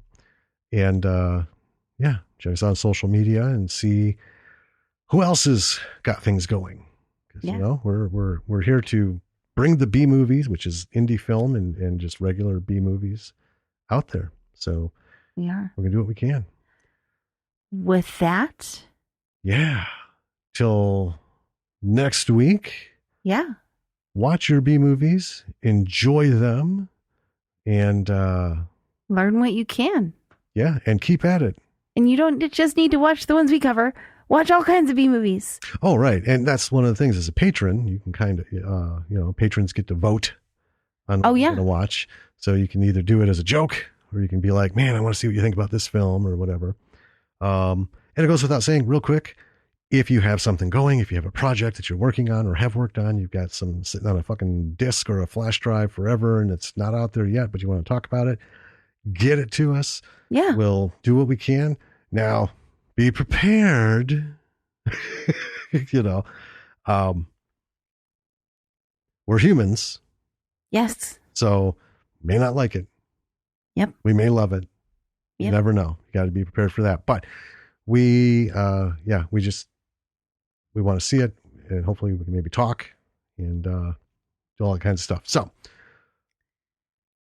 ladies and gentlemen, thank you for listening.